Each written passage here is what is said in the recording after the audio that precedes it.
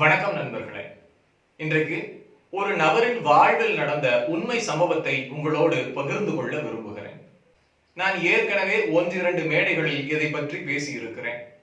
இருப்பினும் புதிதாக இணைந்திருக்கக்கூடியவர்களுக்கு இது நிச்சயமாக ஒரு பயனுள்ள தகவலாக அமையும் என்பதனால் இப்பொழுது இதனை இங்கு மீண்டும் பதிவு செய்கிறேன்.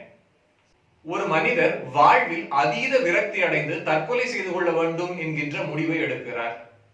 ஒரு ரயில் முன் பாய்ந்து தன் உயிரை மாய்த்துக் கொள்ள வேண்டும் என்கின்ற திட்டத்தோடு ஒரு ரயில் நிலையத்துக்குள் நகர்கிறார். மிகுதியான ஆட்கள் வந்தும் சென்று கொண்டிருக்கக்கூடிய பரபரப்பு மிகுந்த அந்த ரயில் நிலையத்திற்குள் இந்த மனிதர் தற்கொலை எண்ணத்தோடு நடந்து கொண்டிருக்கிறார். அவ்வளவு பரபரப்பான ரயில் நிலையத்தில் இந்த ஒரு மனிதர் மட்டும் விரக்தியின் உச்சத்தில் நடைபெறமாய் இறப்பை பற்றிய சிந்தனையோடு நகர்ந்து கொண்டிருக்கிறார்.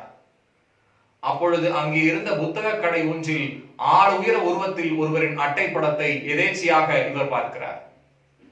என்ன நினைத்தாரோ தெரியவில்லை, இறக்க வேண்டும் என்கின்ற எண்ணத்தோடு அந்த ரயில் நிலையத்திற்குள் நுழைந்தவர் அந்த புத்தகத்தை வாங்கி ஒரு வரி விடாமல் அந்த புத்தகத்தை முழுமையாக வாசிக்கிறார். அந்த புத்தகத்தை முழுமையாக வாசித்து முடித்த பின்னரும் கூட அவர் எண்ணத்தில் எள்ளளவு மாற்றமில்லை. நான் எனது உயிரை மாய்த்துக் கொள்வதற்காகத்தான் இந்த ரயில் நிலையத்திற்குள் வந்திருக்கிறேன். நான் என் உயிரை மாய்த்துக் கொள்வதில் எந்தவித மாற்றமும் இல்லை. ஆனால் ஒரு அற்ப ரயிலின் முன் பாய்ந்து என் உயிரை விடுவதை விட நான் எனது உயிரை என் தாய் நாட்டிற்காக நான் தியாகம் செய்ய விரும்புகிறேன் என்று எண்ணி இராணுவத்தில் போய் சேர்க்கிறார். அந்த மனிதர் தான் இன்றைக்கு உலகமே அறிந்திருக்கக்கூடிய அண்ணா ஹசாரே அவர்கள். அவர் ரயில்வே நிலையத்தில் உயர அட்டைப்படத்தை பார்த்தாரே, அந்த அட்டைப்படத்தில் நின்றிருந்தது சுவாமி விவேகானந்தர். சுவாமி விவேகானந்தரின் உருவத்தை பார்த்ததும் அந்த கண்கள் அவருக்குள் ஏதோ ஒரு மாற்றத்தை செய்திருக்கின்றன. இறக்க வேண்டும் என்கின்ற எண்ணத்தோடு சலனத்தோடு சென்றவரை கூட ஒரு கணம் நிறுத்தி அந்த புத்தகத்தை வாசிக்கக்கூடிய வல்லமையை அந்த அட்டைப்படத்தில் இருந்த சுவாமி விவேகானந்தரின் திருவுருவப்படம் தாங்கி இருக்கிறது என்று சொன்னால், தன்னம்பிக்கையின் நாயகனாக இன்றைக்கும் விவேகானந்தர் நிலைத்து நிற்பதற்கு அவரது எழுத்துக்களும் ஆளுமையும் ஆகச்சிறந்த காரணம் என்பதற்கு அண்ணா ஹசாரே அவர்களின் வாழ்வில் நடந்த இந்த சம்பவம் ஆகச்சிறந்த உதாரணமாக திகழ்கிறது. நான் இந்த இடத்தில் இன்னொரு கருத்தை மிக ஆழமாக பதிவு செய்ய விரும்புகிறேன். சுவாமி விவேகானந்தரை பற்றி அறிந்திராத பலரும் அவரது உருவத்தையும் அவரது தோற்றத்தையும் மட்டுமே பார்த்து அவரை ஒரு இந்து துறவியாக மட்டுமே பாவித்துக் கொண்டிருக்கிறார்கள். ஆனால் அவரது சிந்தனைகளையும் அவரது எழுத்துக்களையும் அவரது வாழ்க்கையும் வாசித்திருக்கக்கூடியவர்களுக்கு அவரது எப்பேற்பட்ட தேசியவாதி என்கின்ற எண்ணம் புரியும். தேசியவாதி என்பதை கடந்தும் உலக மக்கள் மீதே அன்பு கொண்டு உலக ஒற்றுமைக்காக பாடுபட்டவர்கள் சுவாமி விவேகானந்தர் தலையாய தலைவர் என்பதில் எவருக்கும் எந்தவித மாற்று கருத்தும் இருக்காது. சிக்கல் எங்க வருது அப்படின்னா, நாம வாழ்ந்த காலகட்டங்கள்ல அன்னை தெரசா அவர்களையும் அப்துல் கலாம் அவர்களையும் நாம் கண்கூட பார்க்க முடிந்தது. அவர்களுடைய செயல்பாடுகளை, அவரது இறுதி நாட்களை நாம் கண்கூட பார்க்க முடிந்தது. ஆனால் அதற்கும் ஒரு நூற்றாண்டுக்கு முன்னதாகவே வாழ்ந்து மடிந்தவர் சுவாமி விவேகானந்தர் அவர்கள்.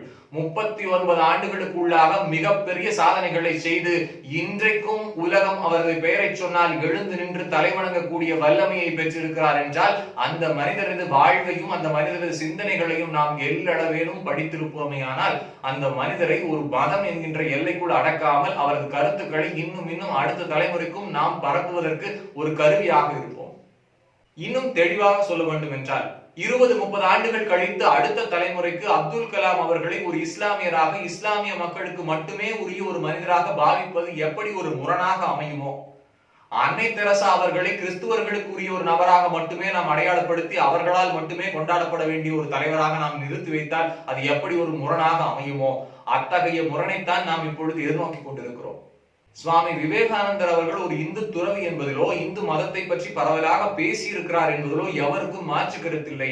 ஆனால் அதனையும் கடந்து பிற மதத்தவர்களை பற்றியும் மனித நேயத்தையும் மனித பண்புகளையும் பற்றி அவர் பரவலாக பேசி இருக்கிறார்.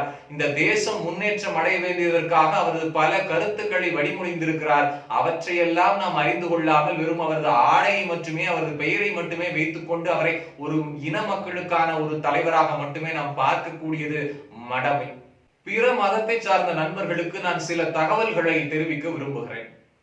டிசம்பர் 25 கிறிஸ்துமஸ் தினத்தன்று அவரோடு இருக்கக்கூடிய சக துறவிகள் சுவாமி விவேகானந்தரிடத்திலே, இன்றைக்கு கிறிஸ்துமஸ் தினமாக இருக்கிறதே, எங்களுக்கு உங்களுடைய செய்தி என்ன என்று கேட்கிறார்கள். அதற்கு சுவாமி விவேகானந்தர் சொல்கிறார், live the life of Christ. எந்த மனிதரை நீங்கள் ஒரு மதத்துக்குரியவராக அடையாளப்படுத்திக் கொண்டிருக்கிறீர்களோ அந்த மனிதன் உச்சரித்த வார்த்தை live the life of Christ.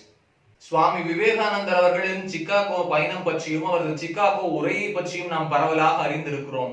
ஆனால் அவர் சிக்காகோ பயணிப்பதற்கான பயண செலவை திரட்டுவதற்கான முன்னணி நபராக நின்ற அலசிங்க பெருமாளோடு அவர் ஏற்படுத்திய அந்த கடித போக்குவரத்தை பற்றி நீங்கள் அறிந்திருக்க வேண்டும். அவர் ஒரு கடிதத்தில் குறிப்பிடுகிறார், இங்க ஐரோப்பாவிலே பலரும் கிறித்துவராக இருக்கிறார்கள். நான் ஒருபோதும் அவர்கள் மனம் நோகும்படியான எந்த கருத்தையும் தெரிவிக்க விரும்பவில்லை. இன்னும் சொல்ல வேண்டுமானால் ஒரு கிறித்துவின் மகனாக நான் இங்கே இருப்பதில் எனக்கு எந்தவித ஆட்சேபனையும் இல்லை என்று பதிவு செய்கிறார். அப்படியே கட் பண்ணி இந்த பக்கம் வந்தீங்கன்னா சுவாமி விவேகானந்தர் இளமை பருவத்திலேயே நரேந்திரநாத்தா இருக்கும் போதே அவரோட குடும்பம் மிக செல்வ செழிப்பான குடும்பம். அவரது தந்தை விஸ்வநாத தத்தர் கொல்கத்தாவிலே மிக சிறந்த பிரபலமான வழக்கறிஞர். அவரை சந்திப்பதற்கு பல நண்பர்கள் அவரது வீட்டுக்கு வந்து செல்வார்கள். அப்படி பல இஸ்லாமிய நண்பர்கள் சுவாமி விவேகானந்தரின் குடும்பத்திற்கு உற்ற நண்பர்களாக, குடும்ப நண்பர்களாக இருந்திருக்கிறார்கள். கொஞ்ச நாள் கழிச்சு தனக்கு மிக பிடிச்ச காளி தேவியோடு பிரார்த்தனை செய்யும் பொழுது விவேகானந்தர் இப்படி பிரார்த்தனை செய்கிறார், I need the body of an Islam. ஒரு இஸ்லாமியனின் உடல் வலிமையை எனக்கு தா என்று தேவியை அவர் இறைஞ்சி வேண்டுகிறார் என்று சொன்னால் இந்த நபரைத்தான் நாம் ஒரு மதத்துக்குரியவராக அடையாளப்படுத்திக் கொண்டிருக்கிறோம். மிக நிச்சயமாக இந்துக்களுக்கு என்று அவர் பல அரிய கருத்துக்களை பேசி இருக்கிறார். அதில் எந்த மாற்று கருத்தும் இல்லை. எப்படி அன்னை தெரசா அவர்கள் தான் சார்ந்திருக்கக்கூடிய மதத்திலிருந்து வழுவாமல் இருந்த போதிலும் மனிதத்திற்காக குரல் கொடுத்து மனிதத்திற்காக செயல்பட்டாரோ அதே போல அதற்கு ஒரு 100 ஆண்டுக்கு முன்னதாகவே திகழ்ந்தவர் சுவாமி விவேகானந்தர். சுவாமி விவேகானந்தர் சிக்காகோவிலே உரை நிகழ்த்தினார் என்று பலருக்கும் தெரியும். ஆனால் அந்த சிறப்புமிக்க உரைக்கு பிறகு ஒரு 12 கூட்டங்களில் அவர் பேசியிருக்கிறார். அந்த 12 கூட்டங்களும் அவரது உரையால் ஈர்க்கப்பட்ட கிறித்துவ அமைப்பினர்களால் ஏற்படுத்தப்பட்ட அந்த கூட்டம். அந்த 12 கூட்டங்களிலும் ஒரு வார்த்தை கூட அவர் இந்து மதத்தை பற்றி பேசவில்லை. அவர் முழுக்க முழுக்க பேசியது அனைத்தும் கிறித்துவ மதத்தை பற்றி. Who is a true Christian என்று ஒரு கூட்டத்திலே பேசியிருக்கிறார். பைபிள் எதை போதிக்கிறது, கிறித்துவ எதை வேண்டுகிறார், இன்றைக்கு இருக்கக்கூடிய சமூகம் எப்படி இருக்கிறது, உண்மையான கிறித்துவன் எப்படி இருக்க வேண்டும் என்று பேசியிருக்கிறார். என்று சொன்னால் அதே காவியுடைய தரித்துக் கொண்ட ஒரு மனிதன் கிறித்துவ அமைப்பினரால் ஈர்க்கப்பட்டு அவர்கள் மத்தியில் பேசியிருக்கிறார் என்று சொன்னால் அவரது வாழ்க்கை வரலாற்றை, அவரது எழுத்துக்களை, அவரது வாழ்க்கை முறையை, அவரது கடித போக்குவரத்தை, அவரது சிந்தனையை பற்றி அறிந்திருக்கக்கூடிய எவரும் அவரை ஒரு மதத்திற்குள் அடைக்க மாட்டார்கள். இன்னும் தெளிவாக சொல்ல வேண்டும் என்றால் அவர் ஒரு மதத்திற்குரிய தலைவர் அல்ல, மதம் கடந்த மனித நேயத்தை உலகிற்கு உறக்கச் சொன்ன மனித நேயத்தின் தலைவர். ஆக மதம் கடந்து தன்னம்பிக்கையின் நாயகனாக இன்றளவும் திகழக்கூடிய சுவாமி விவேகானந்தரை பற்றி நாம் தெரிந்து கொள்வோம். நாம் தெரிந்து கொள்கின்றவற்றை பிறருக்கும் எடுத்துரைப்போம். இங்கே இன்னும் சிலர் நமது தேசத்தின் பெருமையை கூட மாற்று தேசத்தில் இருக்கக்கூடியவர்கள் சொன்னால் மட்டுமே கேட்டுக்கொள்ளக்கூடிய பாங்கினை இருப்பவர்களுக்காக சொல்கிறேன். இன்றைக்கும் செப்டம்பர் 11 என்று சொன்னால் சிக்காகோ முழுக்க சுவாமி விவேகானந்தருக்கான தினமாக மாற்றி சுவாமி விவேகானந்தரின் புகழை இன்றைக்கு இருக்கக்கூடிய தலைமுறைக்கு கூட சிக்காகோவிலே போதித்துக் கொண்டிருக்கிறார்கள் என்று சொன்னால் இன்றளவும் இங்கிருந்து சென்றிருக்கக்கூடிய ஒரு மனிதனை மொழி தாண்டி, இனம் தாண்டி, மதம் தாண்டி, தேசம் தாண்டி அந்த மனிதனின் கருத்துக்காகவும் அந்த மனிதனின் சகோதரத்துவத்திற்காகவும் இன்றளவும் போற்றப்படுகிறார் என்று சொன்னால் அதே பெருமை நாம் இருமடங்கு கொண்டு இங்கே அவரது கருத்துக்களை அடுத்த சமூகத்துக்கு எடுத்து செல்ல வேண்டும்.